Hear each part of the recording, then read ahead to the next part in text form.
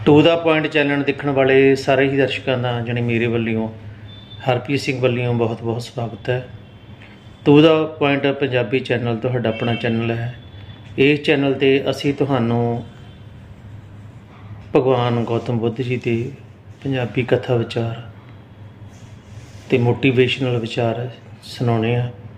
उन्हां दियां विचारां तो सानूं बहुत वधिया सेध मिलती है ते तुसी जरूर उन्हां दे जिहड़े विचार है सुनिया करो ते अगे होर अपने दोस्तों के नाल साझा ना करना भुल्लिओ। ते इन्हां विचारां दे नाल ही जिहड़ी साडी मानसिकता वो होर मजबूत हुंदी है ते सानूं समाज दे विच होर विचरण दे लई होर वधिया तरीके दे नाल जिंदगी जिउण दे लई इहो ਜਿਹੇ ਜਿਹੜੇ ਉਹਨਾਂ ਦੇ विचार है ते सानूं बहुत ताकत फिजिकल तौर पर दिमागी तौर पर सानूं बहुत वड्डी ताकत दिंदे ने। तां तुसीं इहो जिहियां वीडियो देखण दे लई साडे to the point Punjabi channel नूं सबसक्राइब करना ना भुल्लो। ते इन्हां दे विच ही असीं तुहानूं बाबा बुल्ले शाह फकीर जी दे जिहड़े कलाम आ वो भी तुहाडे नाल असीं साझे करदे रहांगे। तो जेकर तुसीं साडे चैनल दे नाल नवें जुड़े हो तो साडे इस चैनल नूं सबसक्राइब करना ना भुल्लो ते अगे अपने दोस्तों मित्रां दे नाल शेयर जरूर करो। धन्नवाद जी। जे असी सच ते सीधे राह ते चलदे हां तां हमेशा अगे वधदे हां, पर जे धोखे ते बेईमानी नूं अपना मंत बना लैंदे हां तां नुकसान भी कदे ना कदे सानूं मिलदा ही है। जिंदगी अजिही है कि जे तुसीं किसे नूं धोखा दिंदे हो तां एक दिन खुद नूं भी उही हालात दा सामना करना पैंदा है। असी सब ने सुनिया है कि जैसी करनी वैसी भरनी। अज इस कहानी विच तुहानूं एक अजिहा सच मिलेगा जो तुहाडे दिल नूं छूह जावेगा। इस दिलचस्प कहानी नूं अंत तक जरूर सुणिओ। सुणन तो पहलां पंजाबी अल्फाज चैनल नूं सबसक्राइब करना ना भुल्लिओ। सो शुरू करदे हां। एक अन्ने फकीर दी कहानी। बहुत सਮਾं पहलां दी गल है। ईरान दे मशहूर शहर तबरेज़ विच एक गरीब अन्ना फकीर रहिंदा सी। ਉਹ ਸਵੇਰੇ ਸਵੇਰੇ ਉੱਠਦਾ, ਖੱਬੇ ਹੱਥ ਵਿੱਚ ਲੱਕੜੀ ਦਾ ਇੱਕ ਪਿਆਲਾ ਫੜਦਾ ਤੇ ਸੱਜੇ ਹੱਥ ਵਿੱਚ ਲਾਠੀ ਲੈ ਕੇ ਬਾਜ਼ਾਰਾਂ ਵਿੱਚ ਭੀਖ ਮੰਗਣ ਨਿਕਲ ਪੈਂਦਾ। ਸਾਰਾ ਦਿਨ ਗਲੀ ਗਲੀ ਭੀਖ ਮੰਗਦਾ ਤੇ ਜਦੋਂ ਸੂਰਜ ਡੁੱਬਣ ਤੇ ਆਉਂਦਾ ਤਦ ਸ਼ਹਿਰ ਤੋਂ ਬਾਹਰ ਆਪਣੀ ਟੁੱਟੀ ਫੁੱਟੀ ਝੁੱਗੀ ਵਿੱਚ ਰਾਤ ਗੁਜ਼ਾਰਨ ਵਾਪਸ ਆ ਜਾਂਦਾ। ਅੰਨੇ ਫਕੀਰ ਦੀ ਆਵਾਜ਼ ਵਿੱਚ ਬੜਾ ਦਰਦ ਸੀ। ਭੀਖ ਮੰਗਦੇ ਮੰਗਦੇ ਉਹ ਲੋਕਾਂ ਨੂੰ ਤਰ੍ਹਾਂ ਤਰ੍ਹਾਂ ਦੀਆਂ ਨਸੀਹਤਾਂ ਦਿੰਦਾ ਜਿਨ੍ਹਾਂ ਦੇ ਦਰ ਤੇ ਅੰਨਾ ਫਕੀਰ ਰੋਜ਼ ਭੀਖ ਮੰਗਣ ਜਾਂਦਾ। ਉਸ ਦੇ ਬੋਲ ਉਹਨਾਂ ਲੋਕਾਂ ਦੇ ਦਿਲਾਂ ਤੇ ਬੜਾ ਅਸਰ ਕਰਦੇ। ਕਦੇ ਅਕਸਰ ਉਹ ਕਹਿੰਦਾ, ਓਏ ਲੋਕੋ, ਗਰੂਰ ਨਾ ਕਰਿਆ ਕਰੋ। ਗਰੂਰ ਦਾ ਸਿਰ ਹਮੇਸ਼ਾ ਝੁਕਦਾ ਹੈ। ਜਿਹਨੇ ਹੰਕਾਰ ਕੀਤਾ ਉਹ ਦੁਨੀਆ ਵਿੱਚ ਵੀ ਜ਼ਲੀਲ ਹੁੰਦਾ ਹੈ ਤੇ ਦਰਗਾਹ ਵਿੱਚ ਵੀ ਜ਼ਲੀਲ ਹੁੰਦਾ ਹੈ। ਓਏ ਲੋਕੋ, ਇਨਸਾਫ ਤੇ ਨੇਕੀ ਦੇ ਕੰਮ ਕਰੋ। ਯਾਦ ਰੱਖੋ, ਜੋ ਹੋਰਾਂ ਨੂੰ ਧੋਖਾ ਦਿੰਦਾ ਹੈ ਰੱਬ ਉਸ ਤੋਂ ਇੱਕ ਦਿਨ ਸਭ ਕੁਝ ਖੋਹ ਲੈਂਦਾ ਹੈ। ਓਏ ਲੋਕੋ, ਮੈਨੂੰ ਵੇਖੋ, ਕਦੇ ਮੈਂ ਵੀ ਤੁਹਾਡੀ ਤਰ੍ਹਾਂ ਅੱਖਾਂ ਵਾਲਾ ਸੀ। ਕਦੇ ਇਸ ਸ਼ਹਿਰ ਵਿੱਚ ਮੇਰੀ ਵੀ ਬੜੀ ਇੱਜ਼ਤ ਸੀ, ਪਰ ਅੱਜ ਆਪਣੇ ਗੁਨਾਹਾਂ ਦੀ ਸਜ਼ਾ ਭੁਗਤ ਰਿਹਾ। ਰੱਬ ਦੇ ਵਾਸਤੇ ਕਦੇ ਕਿਸੇ ਨੂੰ ਧੋਖਾ ਨਾ ਦਿਓ। ਸੋ ਇਸ ਤਰ੍ਹਾਂ ਦੀਆਂ ਆਵਾਜ਼ਾਂ ਲਾਉਂਦਾ ਇੱਕ ਦਿਨ ਫਕੀਰ ਸ਼ਹਿਰ ਦੀਆਂ ਗਲੀਆਂ ਵਿੱਚ ਘੁੰਮ ਰਿਹਾ ਸੀ ਕਿ ਇੱਕ ਅਮੀਰ ਆਦਮੀ ਨੇ ਉਸ ਨੂੰ ਕਿਹਾ, ਬਾਬਾ, ਮੈਂ ਬਹੁਤ ਸਮੇਂ ਤੋਂ ਤੈਨੂੰ ਦੇਖ ਰਿਹਾ ਤੇ ਜੋ ਤੂੰ ਬੋਲਦਾ ਹੈ ਉਹ ਵੀ ਸੁਣਦਾ। ਇੰਜ ਲੱਗਦਾ ਹੈ ਕਿ ਤੂੰ ਬਹੁਤ ਮੁਸੀਬਤਾਂ ਝੱਲੀਆਂ ਨੇ। ਆ ਅੱਜ ਮੇਰੇ ਕੋਲ ਬੈਠ ਤੇ ਆਪਣੀ ਸਾਰੀ ਕਹਾਣੀ ਮੈਨੂੰ ਦੱਸ। ਫਿਕਰ ਨਾ ਕਰ, ਜਿੰਨਾ ਵੀ ਤੈਨੂੰ ਸਾਰੇ ਦਿਨ ਵਿੱਚ ਭੀਖ ਮੰਗਣ ਤੇ ਮਿਲਦਾ ਉਹ ਮੈਂ ਤੈਨੂੰ ਦੇ ਦੇਵਾਂਗਾ। ਬਸ ਇੱਕ ਸ਼ਰਤ ਹੈ ਕਿ ਤੂੰ ਆਪਣੀ ਦੁੱਖ ਭਰੀ ਦਾਸਤਾਂ ਸੱਚ-ਸੱਚ ਮੈਨੂੰ ਦੱਸ। ਅੰਨੇ ਫਕੀਰ ਨੇ ਆਪਣੀ ਲਾਠੀ ਤੇ ਭੀਖ ਮੰਗਣ ਵਾਲਾ ਪਿਆਲਾ ਉੱਥੇ ਹੀ ਜ਼ਮੀਨ ਤੇ ਰੱਖ ਦਿੱਤਾ ਤੇ ਉਸ ਨੇਕ ਦਿਲ ਅਮੀਰ ਆਦਮੀ ਨੂੰ ਦੁਆਵਾਂ ਦਿੰਦਾ ਹੋਇਆ ਬੋਲਿਆ, ਮੀਆਂ, ਖੁਦਾ ਤੈਨੂੰ ਖੁਸ਼ ਰੱਖੇ। ਮੇਰੀ ਗਰੀਬ ਦੀ ਆਪ ਬੀਤੀ ਸੁਣ ਕੇ ਕੀ ਕਰੇਗਾ? ਬਸ ਜੋ ਮੈਂ ਆਖਦਾ ਉਸ ਤੇ ਅਮਲ ਕਰ ਲੈ। ਮੈਂ ਤਾਂ ਇੱਕ ਅਜਿਹਾ ਜ਼ਲੀਲ ਤੇ ਕਠੋਰ ਦਿਲ ਵਿਅਕਤੀ ਹਾਂ ਕਿ ਮੇਰੀ ਕਹਾਣੀ ਸੁਣਨ ਤੋਂ ਬਾਅਦ ਤੂੰ ਮੈਨੂੰ ਤੁਤਕਾਰ ਕੇ ਆਪਣੇ ਘਰ ਤੋਂ ਬਾਹਰ ਕੱਢ ਦੇਵੇਂਗਾ। ਅਮੀਰ ਆਦਮੀ ਨੇ ਅੰਨੇ ਫਕੀਰ ਨੂੰ ਯਕੀਨ ਦਿਵਾਇਆ ਕਿ ਉਹ ਹਰਗਿਜ਼ ਐਸਾ ਨਹੀਂ ਕਰੇਗਾ, ਬਲਕਿ ਉਹ ਤਾਂ ਨਸੀਹਤ ਲੈਣ ਲਈ ਉਸ ਤੋਂ ਕਹਾਣੀ ਸੁਣਨ ਦਾ ਖਾਹਿਸ਼ਮੰਦ ਹੈ। ਸੋ ਅੰਨੇ ਫਕੀਰ ਨੇ ਠੰਡਾ ਹੌਂਕਾ ਭਰ ਕੇ ਆਪਣੀ ਕਹਾਣੀ ਸ਼ੁਰੂ ਕੀਤੀ। ਜਨਾਬ, ਮੈਂ ਸ਼ਹਿਰ ਤਬਰੇਜ਼ ਦਾ ਰਹਿਣ ਵਾਲਾ ਤੇ ਮੈਂ ਆਪਣੇ ਬਾਪ ਦਾ ਇਕਲੌਤਾ ਪੁੱਤਰ ਸੀ। ਉਹਨੇ ਬੜੇ ਲਾਡ ਪਿਆਰ ਨਾਲ ਮੇਰੀ ਪਰਵਰਿਸ਼ ਕੀਤੀ। ਮੇਰੀ ਮਾਂ ਮੇਰੇ ਛੋਟੇ ਹੁੰਦੇ ਹੀ ਮਰ ਗਈ ਸੀ। ਤੇ ਮੇਰੀ ਦੇਖਭਾਲ ਕਰਨ ਲਈ ਮੇਰੇ ਬਾਪ ਤੋਂ ਇਲਾਵਾ ਕੋਈ ਨਹੀਂ ਸੀ।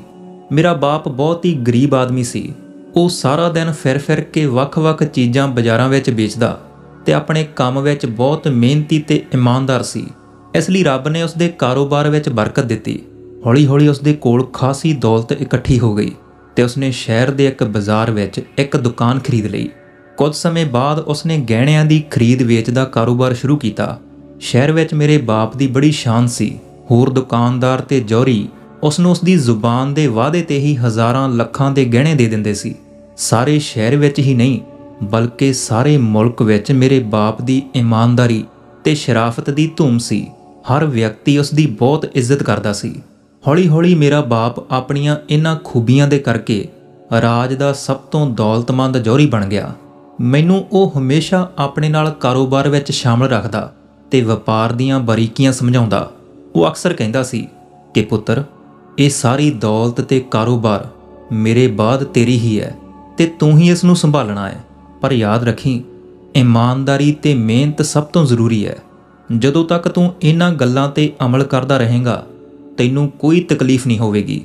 ਪਰ ਜੇਕਰ ਕਦੇ ਤੂੰ ਵਪਾਰ ਵਿੱਚ ਬੇਈਮਾਨੀ, ਧੋਖਾ ਤੇ ਫਰੇਬ ਕੀਤਾ, ਲੋਕਾਂ ਨਾਲ ਝੂਠੇ ਵਾਅਦੇ ਕਰਕੇ ਸਮਾਨ ਖਰੀਦਣ ਦੀ ਕੋਸ਼ਿਸ਼ ਕੀਤੀ, ਤਾਂ ਫਿਰ ਸਮਝ ਲਵੀਂ ਕਿ ਇੱਕ ਦਿਨ ਇਹ ਸਾਰੀ ਦੌਲਤ ਤੇਰੇ ਹੱਥੋਂ ਨਿਕਲ ਜਾਵੇਗੀ ਤੇ ਤੂੰ ਰੱਬ ਅੱਗੇ ਤੇ ਉਸ ਦੀ ਮਖਲੂਕ ਦੇ ਸਾਹਮਣੇ ਵੀ ਜ਼ਲੀਲ ਹੋਵੇਂਗਾ।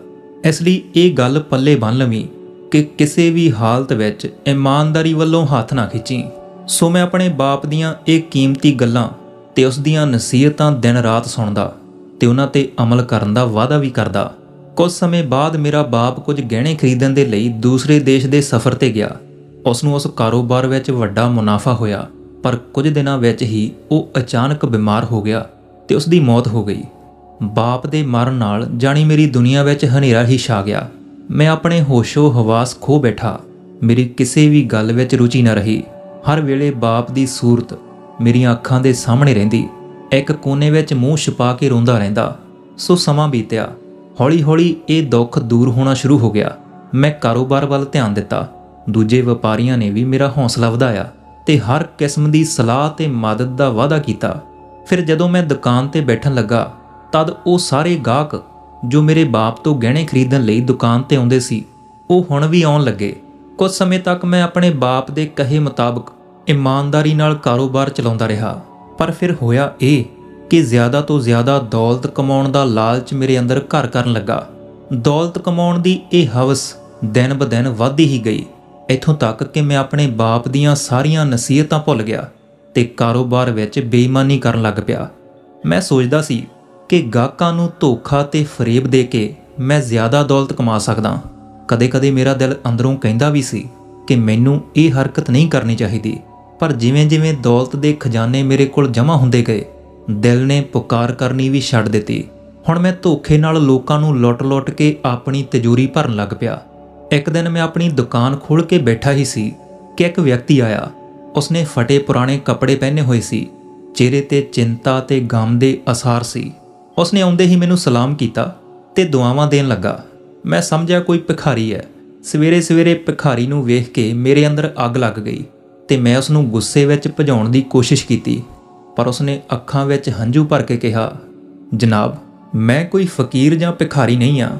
ਉਹ ਬੋਲਿਆ ਕਿ ਕਦੇ ਮੇਰੀ ਵੀ ਬਹਿਣੀ ਉੱਠਣੀ ਆਪਣੇ ਸ਼ਹਿਰ ਦੇ ਵੱਡੇ-ਵੱਡੇ ਲੋਕਾਂ ਵਿੱਚ ਹੁੰਦੀ ਸੀ, ਪਰ ਬਦਕਿਸਮਤੀ ਨਾਲ ਹਾਲਾਤ ਇਸ ਕਦਰ ਹੋ ਗਏ ਨੇ ਕਿ ਹੁਣ ਮਜਬੂਰੀ ਵਿੱਚ ਮੈਂ ਆਪਣੀ ਬਚੀ ਹੋਈ ਦੌਲਤ ਦਾ ਆਖਰੀ ਹਿੱਸਾ ਲੈ ਕੇ ਬਾਜ਼ਾਰ ਵਿੱਚ ਆਇਆ ਵਾਂ।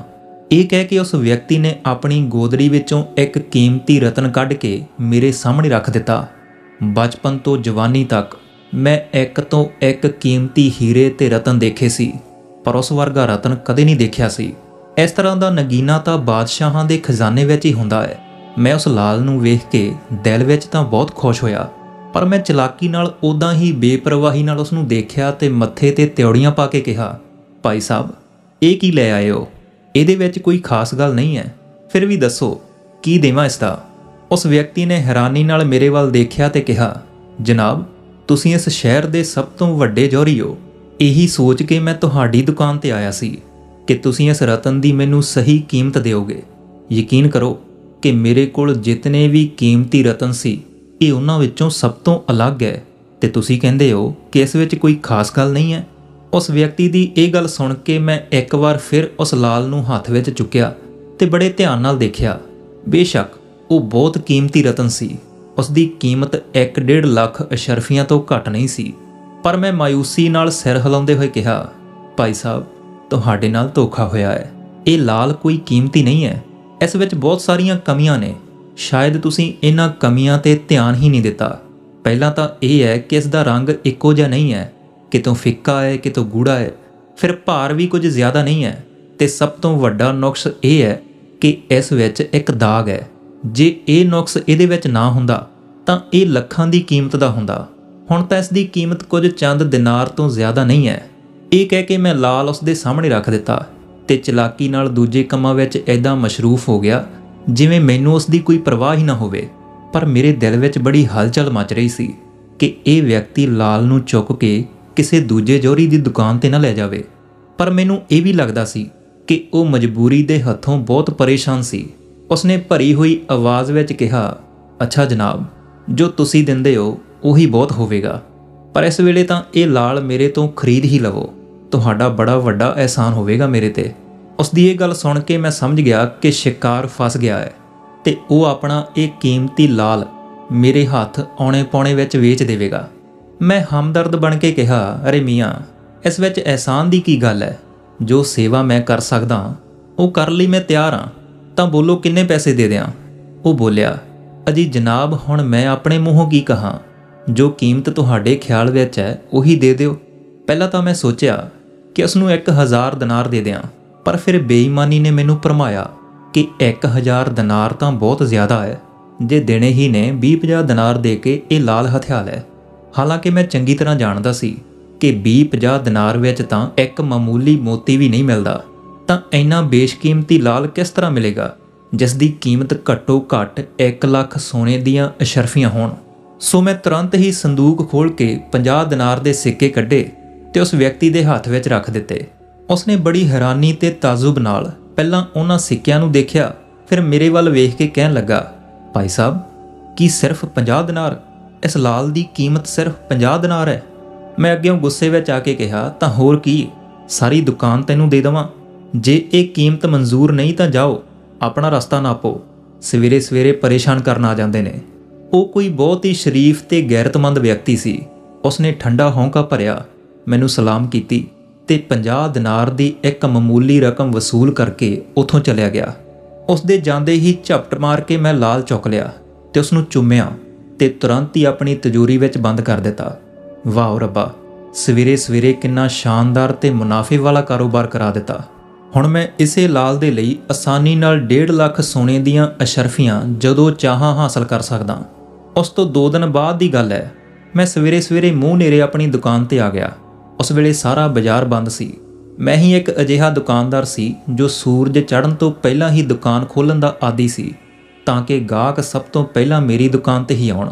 ਥੋੜ੍ਹੀ ਦੇਰ ਬਾਅਦ ਮੈਂ ਬਾਹਰ ਸੜਕ 'ਤੇ ਘੋੜੇ ਦੀਆਂ ਟਾਪਾਂ ਦੀ ਆਵਾਜ਼ ਸੁਣੀ। ਇਹ ਸਮਝ ਕੇ ਕਿ ਸ਼ਾਇਦ ਕੋਈ ਗਾਹਕ ਆਇਆ ਹੈ, ਮੈਂ ਦੁਕਾਨ ਤੋਂ ਬਾਹਰ ਝਾਤੀ ਮਾਰੀ। ਕੀ ਦੇਖਿਆ ਕਿ ਇੱਕ ਵਿਅਕਤੀ ਘੋੜੇ 'ਤੇ ਸਵਾਰ ਆ ਰਿਹਾ ਹੈ। ਮੇਰੀ ਦੁਕਾਨ ਦੇ ਸਾਹਮਣੇ ਪਹੁੰਚਦੇ ਹੀ ਅਚਾਨਕ ਉਹ ਘੋੜੇ ਦੀ ਪਿੱਠ ਤੋਂ ਜ਼ਮੀਨ 'ਤੇ ਡਿੱਗ ਪਿਆ ਤੇ ਕੋਈ ਆਵਾਜ਼ ਨਿਕਲੇ ਬਿਨਾਂ ਹੀ ਮਰ ਗਿਆ। ਉਸ ਆਦਮੀ ਦੇ ਡਿੱਗਦੇ ਹੀ ਕਈ ਰਾਹਗੀਰ ਤੇ ਕੰਮ 'ਤੇ ਜਾਣ ਵਾਲੇ ਮਜ਼ਦੂਰ ਤੇ ਹੋਰ ਲੋਕ ਦੌੜੇ ਦੌੜੇ ਆਏ ਤੇ ਆਉਂਦੇ ਹੀ ਮੈਨੂੰ ਘੇਰ ਲਿਆ, ਕਿਉਂਕਿ ਬਦਕਿਸਮਤੀ ਨਾਲ ਮੈਂ ਘੋੜਸਵਾਰ ਦੇ ਡਿੱਗਦੇ ਹੀ ਆਪਣੀ ਦੁਕਾਨ ਤੋਂ ਨਿਕਲ ਕੇ ਉਹਦੇ ਨੇੜੇ ਪਹੁੰਚ ਗਿਆ ਸੀ। ਤੇ ਮੇਰਾ ਇਰਾਦਾ ਵੀ ਇਹ ਸੀ ਕਿ ਜੋ ਕੁਝ ਵੀ ਉਸ ਦੀ ਜੇਬ ਵਿੱਚ ਹੋਵੇਗਾ ਉਹ ਮੈਂ ਕੱਢ ਕੇ ਆਪਣੇ ਕਬਜ਼ੇ ਵਿੱਚ ਕਰ ਲਵਾਂਗਾ। ਉਹ ਲੋਕ ਆਉਂਦੇ ਹੀ ਮੇਰੇ 'ਤੇ ਹਮਲਾ ਕਰਨ ਲੱਗ ਪਏ। ਕਿਸੇ ਨੇ ਮੈਨੂੰ ਜੁੱਤੀਆਂ ਮਾਰੀਆਂ, ਕਿਸੇ ਨੇ ਮੁੱਕੇ ਮਾਰੇ ਤੇ ਕੋਈ ਮੈਨੂੰ ਡੰਡਿਆਂ ਨਾਲ ਕੁੱਟਣ ਲੱਗਾ। ਉਹ ਸਾਰੇ ਇੱਕ ਆਵਾਜ਼ ਵਿੱਚ ਹੋ ਕੇ ਬੋਲੇ ਕਿ ਘੋੜਸਵਾਰ ਨੂੰ ਤੂੰ ਮਾਰਿਆ ਹੈ। ਮੈਂ ਲੱਖ ਦੁਹਾਈ ਦਿੱਤੀ ਕਿ ਮੈਂ ਇਸ ਨੂੰ ਮਾਰਨਾ ਤਾਂ ਇੱਕ ਪਾਸੇ ਹੱਥ ਤੱਕ ਨਹੀਂ ਲਾਇਆ, ਪਰ ਕਿਸੇ ਨੇ ਮੇਰੀ ਇੱਕ ਨਾ ਸੁਣੀ। ਮੈਂ ਆਪਣੇ ਨਾਲ ਦੇ ਦੁਕਾਨਦਾਰਾਂ ਨੂੰ ਮਦਦ ਲਈ ਪੁਕਾਰਿਆ ਜੋ ਆਪਣੀਆਂ ਦੁਕਾਨਾਂ ਖੋਲ੍ਹ ਰਹੇ ਸੀ, ਪਰ ਕੋਈ ਮਦਦ ਲਈ ਨਾ ਆਇਆ। ਸਾਰੇ ਦੂਰ ਖੜੇ ਤਮਾਸ਼ਾ ਦੇਖਦੇ ਰਹੇ।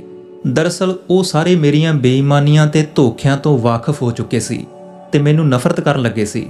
ਇੰਨੇ ਵਿੱਚ ਸ਼ਹਿਰ ਦਾ ਕੋਤਵਾਲ ਸਿਪਾਹੀਆਂ ਦੇ ਸਮੇਤ ਆ ਗਿਆ। ਉਹ ਵੀ ਮੇਰੇ ਤੋਂ ਸੜਦਾ ਹੀ ਸੀ, ਕਿਉਂਕਿ ਇੱਕ ਵਾਰ ਮੈਂ ਉਸ ਦੀ ਪਤਨੀ ਤੋਂ ਸੋਨੇ ਦੇ ਇੱਕ ਹਾਰ ਦੀ 4 ਗੁਣਾ ਕੀਮਤ ਵਸੂਲ ਕੀਤੀ ਸੀ। ਕੋਤਵਾਲ ਨੇ ਆਉਂਦੇ ਹੀ ਪਹਿਲਾਂ ਤਾਂ ਮੇਰੀ ਖੂਬ ਪਿਟਾਈ ਕੀਤੀ, ਫਿਰ ਗ੍ਰਿਫਤਾਰ ਕਰਕੇ ਸ਼ਹਿਰ ਦੇ ਹਾਕਮ ਦੀ ਅਦਾਲਤ ਵਿੱਚ ਲੈ ਗਿਆ। ਸ਼ਹਿਰ ਦਾ ਹਾਕਮ ਬਹੁਤ ਹੀ ਬਦਮਾਸ਼ ਤੇ ਬੇਈਮਾਨ ਆਦਮੀ ਸੀ।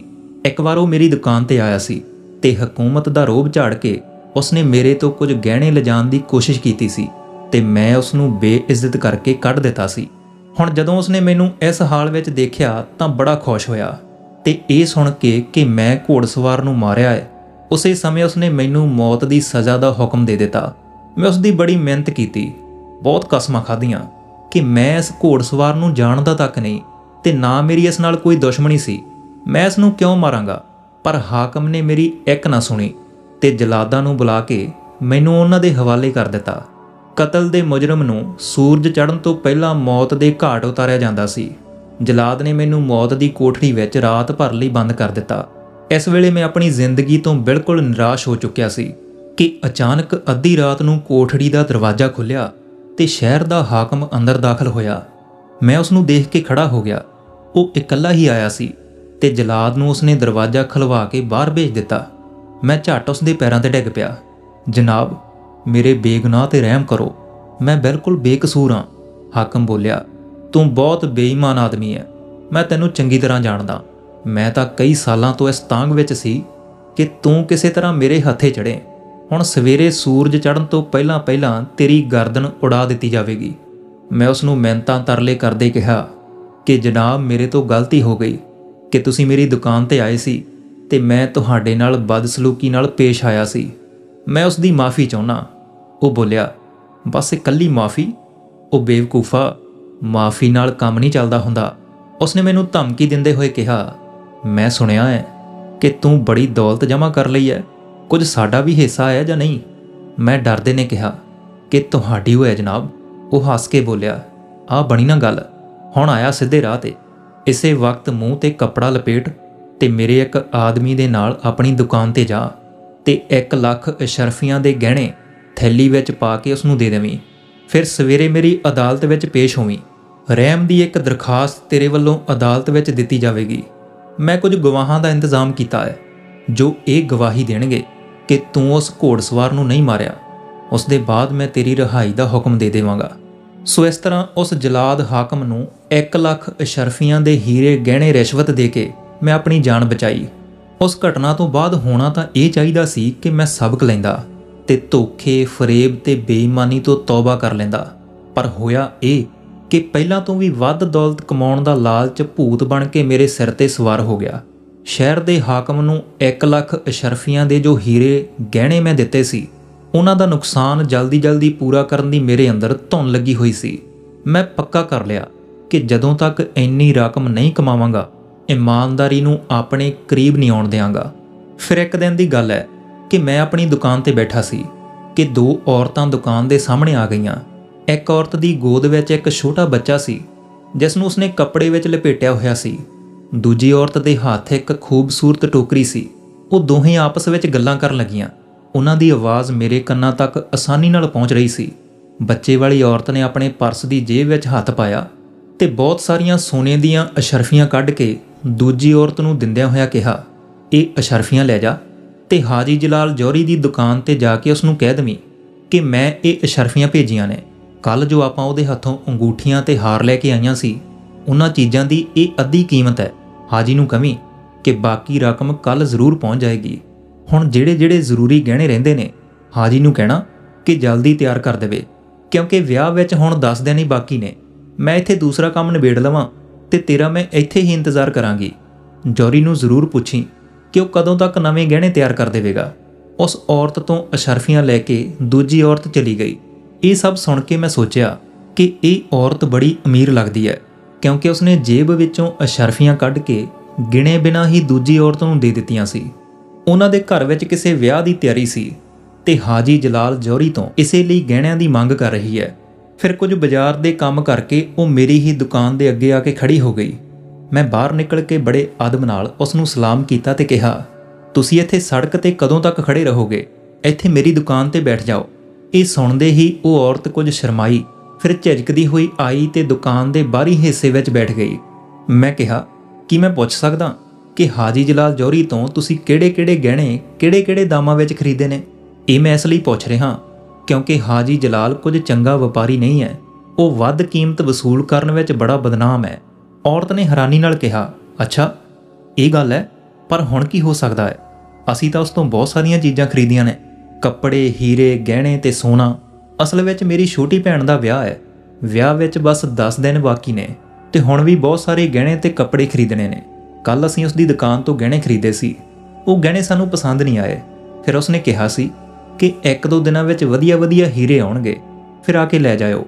ਉਸ ਔਰਤ ਦੀ ਇਹ ਗੱਲ ਸੁਣ ਕੇ ਮੇਰੀ ਲਾਲ ਟਪਕਣ ਲੱਗੀ। ਮੈਂ ਸੋਚਿਆ ਕਿ ਗਾਹਕ ਬਹੁਤ ਅਮੀਰ ਲੱਗਦਾ ਹੈ। ਜੇਕਰ ਇਸ ਦੇ ਹੱਥ ਮੈਂ ਆਪਣੇ ਹੀਰੇ ਤੇ ਗਹਿਣੇ ਵੇਚਾਂ ਤਾਂ ਲੱਖਾਂ ਦੇ ਵਾਰੇ ਨਿਆਰੇ ਇੱਕ ਸੌਦੇ ਵਿੱਚ ਕਰ ਸਕਦਾ।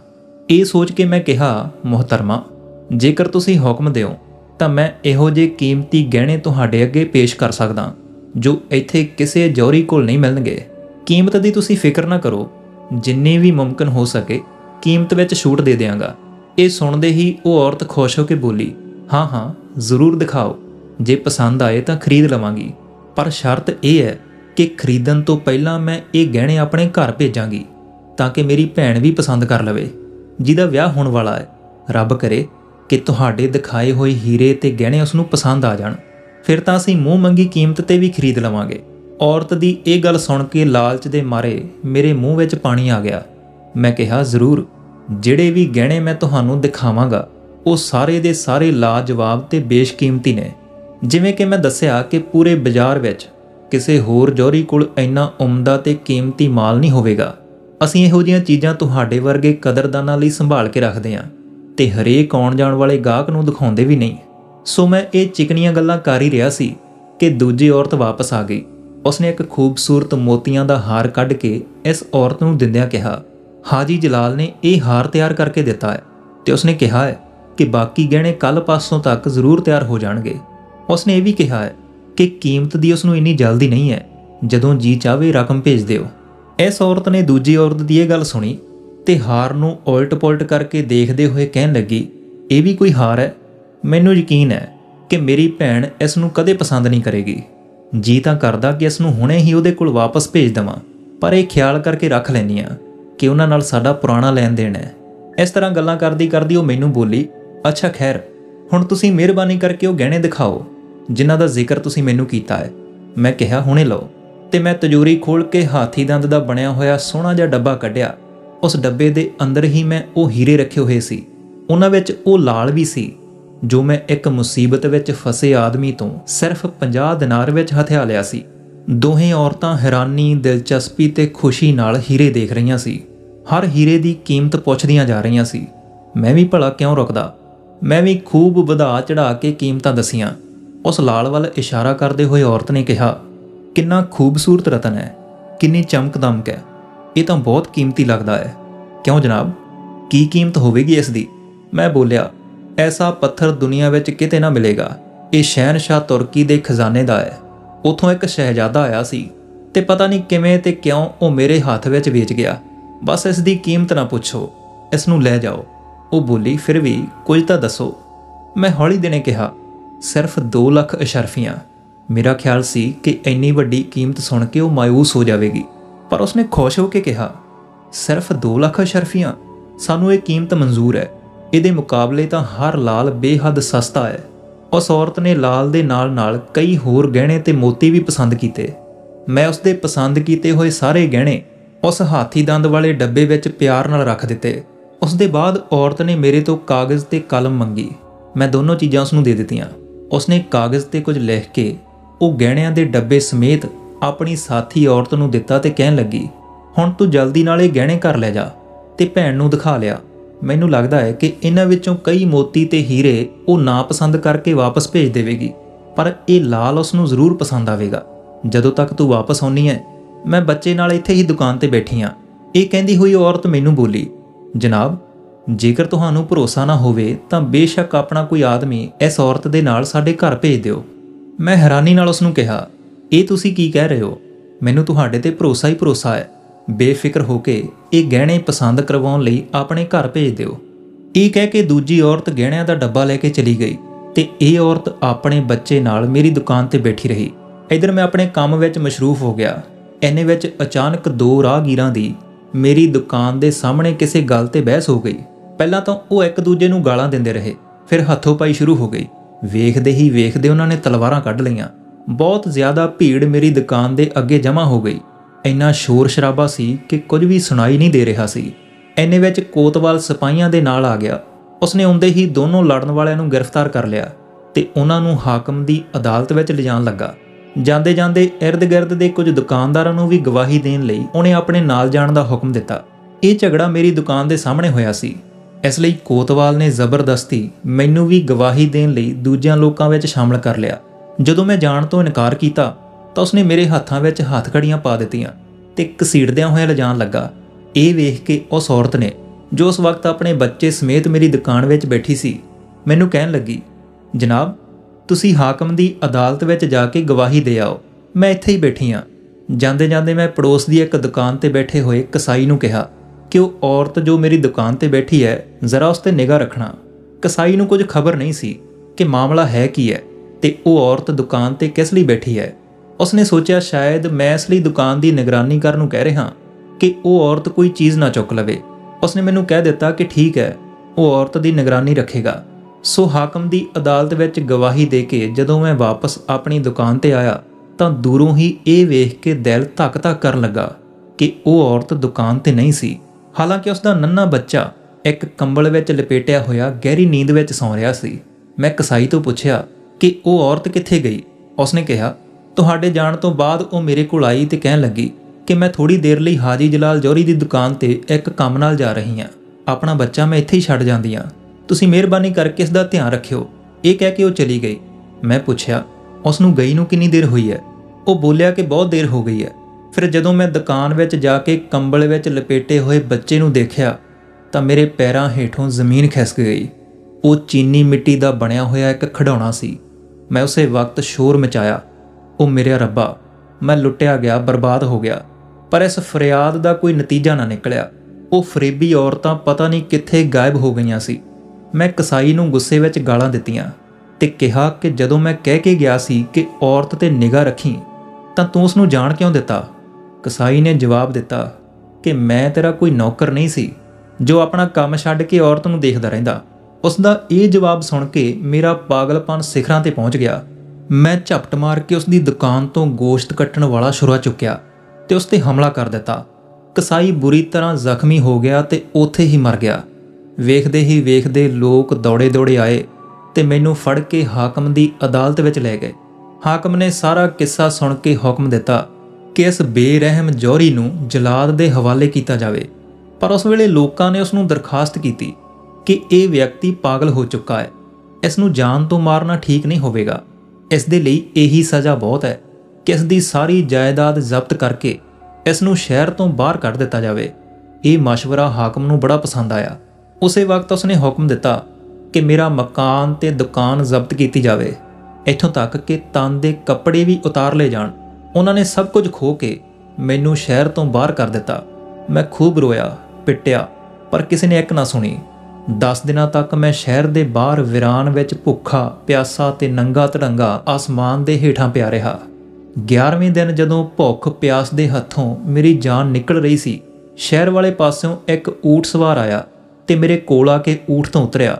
ਉਸਨੇ ਮੈਨੂੰ ਖਾਣ ਲਈ ਖਜੂਰਾਂ ਦਿੱਤੀਆਂ, ਪੀਣ ਲਈ ਪਾਣੀ ਦਿੱਤਾ ਤੇ ਪਹਿਨਣ ਲਈ ਕੱਪੜਿਆਂ ਦਾ ਇੱਕ ਜੋੜਾ ਦਿੱਤਾ। ਖਜੂਰਾਂ ਖਾ ਕੇ ਤੇ ਪਾਣੀ ਪੀ ਕੇ ਮੇਰੀ ਜਾਨ ਵਿੱਚ ਜਾਨ ਆਈ ਤੇ ਮੈਂ ਉਸ ਦਾ ਸ਼ੁਕਰ ਅਦਾ ਕੀਤਾ। ਉਸਨੇ ਮੁਸਕਰਾ ਕੇ ਕਿਹਾ, ਕਿਉਂ ਮੀਆਂ ਜੌਹਰੀ, ਪਹਿਚਾਣਿਆ? ਮੈਂ ਧਿਆਨ ਨਾਲ ਉਸ ਦੀ ਸੂਰਤ ਵੇਖੀ ਪਰ ਕੁਝ ਯਾਦ ਨਾ ਆਇਆ ਕਿ ਉਸ ਨੂੰ ਕਿੱਥੇ ਦੇਖਿਆ ਹੈ। ਹਾਂ, ਸੂਰਤ ਕੁਝ ਜਾਣੀ ਪਹਿਚਾਣੀ ਲੱਗਦੀ ਸੀ। ਮੈਂ ਕਿਹਾ, ਭਾਈ ਸਾਹਿਬ, ਇੱਦਾਂ ਲੱਗਦਾ ਕਿ ਤੁਹਾਨੂੰ ਇਸ ਤੋਂ ਪਹਿਲਾਂ ਕਿਤੇ ਦੇਖਿਆ ਜ਼ਰੂਰ ਹੈ, ਪਰ ਕਿੱਥੇ ਦੇਖਿਆ ਇਹ ਯਾਦ ਨਹੀਂ ਆਉਂਦਾ। ਇਹ ਸੁਣ ਕੇ ਉਹ ਹੱਸਿਆ ਤੇ ਬੋਲਿਆ, ਮੀਆਂ ਜੌਹਰੀ, ਤੈਨੂੰ ਉਹ ਫਟੇਹਾਲ ਆਦਮੀ ਯਾਦ ਹੈ ਜੋ ਇੱਕ ਦਿਨ ਸਵੇਰੇ ਸਵੇਰੇ ਤੇਰੀ ਦੁਕਾਨ ਤੇ ਇੱਕ ਲਾਲ ਵੇਚਣ ਲਈ ਆਇਆ ਸੀ ਤੇ ਤੂੰ 50 ਦਿਨਾਰ ਦੇ ਬਦਲੇ ਉਹ ਬੇਸ਼ਕੀਮਤੀ ਲਾਲ ਉਸ ਤੋਂ ਖਰੀਦਿਆ ਸੀ। ਇਹ ਸੁਣ ਕੇ ਮੇਰੇ ਰੌਂਗਟੇ ਖੜੇ ਹੋ ਗਏ। ਬੇਸ਼ੱਕ ਇਹ ਅਜਨਬੀ ਉਹੀ ਸੀ। ਮੈਂ ਝੁਕ ਕੇ ਉਸ ਦੇ ਪੈਰਾਂ ਤੇ ਸਿਰ ਰੱਖਣਾ ਚਾਹਿਆ ਪਰ ਉਹ ਉਛਲ ਕੇ ਪਰੇ ਹਟ ਗਿਆ। ਫਿਰ ਉਸਨੇ ਆਪਣੀ ਜੇਬ ਵਿੱਚੋਂ ਮਖਮਲ ਦੀ ਇੱਕ ਥੈਲੀ ਕੱਢ ਕੇ ਉਸ ਦਾ ਮੂੰਹ ਖੋਲ੍ਹਿਆ। ਥੈਲੀ ਦਾ ਮੂੰਹ ਖੁੱਲ੍ਹਦੇ ਹੀ ਉਸ ਵਿੱਚੋਂ ਸੈਂਕੜੇ ਹਜ਼ਾਰਾਂ ਵੈਸੇ ਹੀ ਲਾਲ ਰਤਨ ਨਿਕਲ ਕੇ ਜ਼ਮੀਨ ਤੇ ਬਿਖਰ ਗਏ। ਜਿਵੇਂ ਦਾ ਇੱਕ ਲਾਲ ਉਸ ਅਜਨਬੀ ਨੇ 50 ਦਿਨਾਰ ਵਿੱਚ ਮੇਰੇ ਕੋਲ ਵੇਚਿਆ ਸੀ। ਅਜਨਬੀ ਨੇ ਕਿਹਾ, ਮੀਆਂ ਜੌਹਰੀ, ਮੈਂ ਤੇਰੀ ਇਮਾਨਦਾਰੀ ਪਰਖਣ ਲਈ ਖਸਤਾ ਹਾਲਤ ਬਣਾ ਕੇ ਤੇਰੀ ਦੁਕਾਨ ਤੇ ਗਿਆ ਸੀ। ਜੇ ਤੂੰ ਬੇਈਮਾਨੀ ਨਾ ਕਰਦਾ ਤੇ ਮੈਨੂੰ ਉਸ ਲਾਲ ਦੀ ਸਹੀ ਕੀਮਤ ਅਦਾ ਕਰਦਾ ਤਾਂ ਮੈਂ ਇਨਾਮ ਦੇ ਤੌਰ ਤੇ ਇਹ ਥੈਲੀ ਤੈਨੂੰ ਦੇ ਦਿੰਦਾ। ਪਰ ਤੂੰ ਬੇਈਮਾਨੀ ਤੇ ਧੋਖੇ ਨਾਲ ਕੰਮ ਲਿਆ ਤੇ ਇਹਦਾ ਨਤੀਜਾ ਵੀ ਤੂੰ ਦੇਖਿਆ ਕਿ ਸਭ ਕੁਝ ਤੇਥੋਂ ਖੋਹ ਲਿਆ ਗਿਆ ਤੇ ਤੂੰ ਇਸ ਹਾਲ ਤੇ ਪਹੁੰਚ ਗਿਆ ਹੈ। ਮੈਂ ਥਰ-ਥਰ ਕੰਬਦੇ ਹੋਏ ਕਿਹਾ, ਹਜ਼ੂਰ, ਤੁਸੀਂ ਕੌਣ ਹੋ? ਉਹ ਬੋਲਿਆ ਕਿ ਮੈਂ ਜਿੰਨਾਂ ਦਾ ਬਾਦਸ਼ਾਹ ਵਾਂ, ਕਈ ਹਜ਼ਾਰ ਜਿੰਨ ਮੇਰੇ ਗੁਲਾਮ ਨੇ। ਮੇਰਾ ਕੰਮ ਇਹ ਹੈ ਕਿ ਸਾਰਾ ਦਿਨ ਸ਼ਹਿਰਾਂ ਵਿੱਚ ਘੁੰਮਦਾ ਵਾਂ। ਜੋ ਵਿਅਕਤੀ ਮੈਨੂੰ ਮਿਹਨਤੀ ਤੇ ਇਮਾਨਦਾਰ ਸੱਚਾ ਦਿਖਾਈ ਦਿੰਦਾ ਹੈ, ਉਸ ਦੀ ਰੱਬ ਦੇ ਹੁਕਮ ਨਾਲ ਮਦਦ ਕਰਦਾ ਵਾਂ। ਮੈਂ ਹੀ ਤੇਰੇ ਬਾਪ ਦੀ ਵੀ ਮਦਦ ਕੀਤੀ ਸੀ ਕਿਉਂਕਿ ਉਹ ਸੱਚਾ ਤੇ ਖਰਾ ਆਦਮੀ ਸੀ, ਪਰ ਤੂੰ ਫਰੇਬ ਤੇ ਧੋਖੇ ਨਾਲ ਕੰਮ ਕੀਤਾ ਸੀ, ਇਸ ਲਈ ਤੈਨੂੰ ਸਜ਼ਾ ਦੇਣਾ ਜ਼ਰੂਰੀ ਸੀ। ਜਿਨ੍ਹਾਂ ਦੇ ਬਾਦਸ਼ਾਹ ਦੀ ਇਹ ਗੱਲ ਸੁਣ ਕੇ ਮੈਂ ਰੋਣਾ ਤੇ ਚਿਲਾਉਣਾ ਸ਼ੁਰੂ ਕਰ ਦਿੱਤਾ ਕਿ ਰੱਬ ਦੇ ਵਾਸਤੇ ਮੈਨੂੰ ਮਾफ़ ਕਰ ਦਿਓ। ਅੱਜ ਤੋਂ ਬਾਅਦ ਮੈਂ ਇਸ ਤਰ੍ਹਾਂ ਕਦੇ ਨਹੀਂ ਕਰਾਂਗਾ, ਕਦੇ ਕਿਸੇ ਨੂੰ ਧੋਖਾ ਨਾ ਦਿਆਂਗਾ, ਕਦੇ ਕਿਸੇ ਨਾਲ ਫਰੇਬ ਨਾ ਕਰਾਂਗਾ। ਮੇਰੀ ਦੌਲਤ ਵਾਪਸ ਕਰ ਦਿਓ। ਪਰ ਇਹ ਰੋਣਾ ਧੋਣਾ ਸਭ ਬੇਕਾਰ ਗਿਆ। ਮੈਂ ਨਜ਼ਰ ਉਠਾ ਕੇ ਦੇਖਿਆ ਤਾਂ ਜਿਨ੍ਹਾਂ ਦਾ ਬਾਦਸ਼ਾਹ ਗਾਇਬ ਹੋ ਚੁੱਕਾ ਸੀ। ਉਹ ਦਿਨ ਤੇ ਅੱਜ ਦਾ ਦਿਨ ਦਰ-ਦਰ ਤੇ ਜਾ ਕੇ ਭੀਖ ਮੰਗਣਾ ਮੇਰਾ ਮੁਕੱਦਰ ਹੈ। ਹੌਲੀ-ਹੌਲੀ ਮੇਰੀਆਂ ਅੱਖਾਂ ਨੇ ਵੀ ਜਵਾਬ ਦੇ ਦਿੱਤਾ ਤੇ ਮੈਂ ਅੰਨਾ ਹੋ ਗਿਆ। ਹੁਣ ਤਬਰੇਜ਼ ਦੇ ਬਾਜ਼ਾਰਾਂ ਤੇ ਗਲੀਆਂ ਵਿੱਚ ਭੀਖ ਮੰਗਦਾ ਵਾਂ ਤੇ ਲੋਕਾਂ ਨੂੰ ਨਸੀਹਤ ਦਿੰਦਾ ਵਾਂ ਕਿ ਉਹ ਮੇਰਾ ਹਾਲ ਦੇਖ ਕੇ ਸਬਕ ਹਾਸਲ ਕਰਨ। ਜੋ ਵਿਅਕਤੀ ਵੀ ਸੱਚਾਈ, ਦਇਆ ਤੇ ਇਮਾਨਦਾਰੀ ਦਾ ਰਾਹ ਛੱਡ ਕੇ ਧੋਖੇ, ਫਰੇਬ ਤੇ ਬੇਈਮਾਨੀ ਦਾ ਰਾਹ ਚੁਣਦਾ ਹੈ, ਉਹ ਹਮੇਸ਼ਾ ਦੁਨੀਆ ਵਿੱਚ ਵੀ ਜ਼ਲੀਲ ਹੁੰਦਾ ਹੈ ਤੇ ਦਰਗਾਹ ਵਿੱਚ ਵੀ ਉਸ ਦੇ ਲਈ ਰਸਵਾਈ ਹੈ। ਖੁਦਾ ਮੇਰੇ ਗੁਨਾਹ ਮਾफ़ ਕਰੇ ਤੇ ਮੇਰੀਆਂ ਖਤਾਵਾਂ ਬਖਸ਼ੇ। ਸੋ ਦੋਸਤੋ, ਇਹ ਕਹਾਣੀ ਸਾਨੂੰ ਸਿਖਾਉਂਦੀ ਹੈ ਕਿ ਜੇਕਰ ਅਸੀਂ ਧੋਖਾ ਦੇ ਕੇ ਲੋਕਾਂ ਨੂੰ ਲੁੱਟਦੇ ਹਾਂ ਤਾਂ ਉਹੀ ਨਤੀਜਾ ਸਾਡੇ ਨਾਲ ਵੀ ਹੁੰਦਾ ਹੈ। ਫਕੀਰ ਦੀ ਇਹ ਕਹਾਣੀ ਸਾਡੇ ਲਈ ਇੱਕ ਸਬਕ ਹੈ ਕਿ ਸੱਚਾਈ, ਇਮਾਨਦਾਰੀ ਤੇ ਮਿਹਨਤ ਹੀ ਸੱਚੀ ਦੌਲਤ ਹੈ। ਦੌਲਤ ਨੂੰ ਕਮਾਉਣ ਦਾ ਲਾਲਚ ਅਕਸਰ ਅੱਖਾਂ ਨੂੰ ਅੰਨਾ ਕਰ ਦਿੰਦਾ ਹੈ, ਪਰ ਅਸਲ ਸਫਲਤਾ ਸੱਚ ਤੇ ਇਮਾਨਦਾਰੀ ਨਾਲ ਜੀਵਨ ਜਿਉਣ ਵਿੱਚ ਹੈ। ਅਸੀਂ ਜੋ ਵੀ ਕਰਮ ਕਰਦੇ ਹਾਂ ਉਹ ਸਾਨੂੰ ਕਦੇ ਨਾ ਕਦੇ ਵਾਪਸ ਮਿਲਦੇ ਨੇ। ਇਸ ਕਰਕੇ ਹਮੇਸ਼ਾ ਨੇਕੀ, ਸੱਚ ਤੇ ਇਮਾਨਦਾਰੀ ਦਾ ਰਾਹ ਫੜੋ, ਕਿਉਂਕਿ ਇਹੋ ਜਿਹਾ ਰਾਹ ਸਾਡੀ ਜ਼ਿੰਦਗੀ ਨੂੰ ਆਸਾਨ ਤੇ ਖੁਸ਼ਹਾਲ ਬਣਾ ਸਕਦਾ ਹੈ। ਸੋ ਜੇਕਰ ਇਹ ਕਹਾਣੀ ਪਸੰਦ ਆਈ ਤਾਂ ਲਾਈਕ ਕਰੋ, ਸ਼ੇਅਰ ਕਰੋ ਤੇ ਕਮੈਂਟ ਵਿੱਚ ਆਪਣੀ ਰਾਏ ਜ਼ਰੂਰ ਦਿਓ। ਇਸੇ ਤਰ੍ਹਾਂ ਦੀਆਂ ਮਜ਼ੀਦ ਦਿਲਚਸਪ ਕਹਾਣੀਆਂ ਲਈ ਜੁੜ ਜਾਓ ਪੰਜਾਬੀ ਅਲਫਾਜ਼ ਦੇ ਨਾਲ। ਚੈਨਲ ਨੂੰ ਸਬਸਕ੍ਰਾਈਬ ਕਰੋ ਤੇ ਨਾਲ ਹੀ ਬੈਲ ਆਈਕਨ ਨੂੰ ਵੀ ਪ੍ਰੈਸ ਕਰ ਲਵੋ ਤਾਂ ਕਿ ਆਉਣ ਵਾਲੀਆਂ ਨਵੀਆਂ ਵੀਡੀਓਜ਼ ਦੇ ਨੋਟੀਫਿਕੇਸ਼ਨ ਤੁਹਾਨੂੰ ਵਕਤ ਤੇ ਮਿਲ ਜਾਣ। ਆਪਣਾ ਖਿਆਲ ਰੱਖੋ। ਸ਼ੁਕਰੀਆ। ਇਹ ਸਨ ਬਾਬਾ ਬੁੱਲੇ ਸ਼ਾਹ ਫਕੀਰ ਜੀ, ਜਿਨ੍ਹਾਂ ਦੇ ਵਿਚਾਰ ਅੱਜ ਵੀ ਦੁਨੀਆ ਦੇ ਵਿੱਚ ਲੋਕਾਂ ਦੀ ਜ਼ਿੰਦਗੀ ਦੇ ਵਿੱਚ ਨਵੀਂ ਰੋਸ਼ਨੀ ਭਰਦੇ ਆ।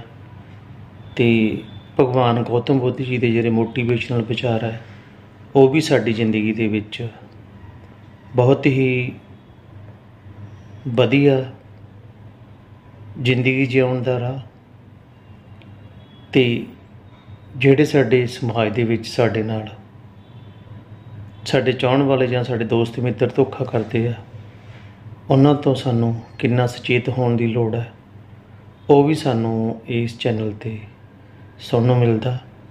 ਅਤੇ ਅਖੀਰ ਤੱਕ ਤੁਸੀਂ ਸਾਡਾ ਸਾਥ ਦਿੱਤਾ, ਤੁਹਾਡਾ ਬਹੁਤ ਬਹੁਤ ਧੰਨਵਾਦ। ਅਤੇ ਚੈਨਲ ਨੂੰ ਸਬਸਕ੍ਰਾਈਬ ਕਰਨਾ ਅਤੇ ਅੱਗੇ ਸ਼ੇਅਰ ਕਰਨਾ ਨਾ ਭੁੱਲਿਓ। ਮਿਲਦੇ ਹਾਂ ਇੱਕ ਹੋਰ ਨਵੀਂ ਵੀਡੀਓ ਦੇ ਨਾਲ। ਸਤਿ ਸ਼੍ਰੀ ਅਕਾਲ ਜੀ।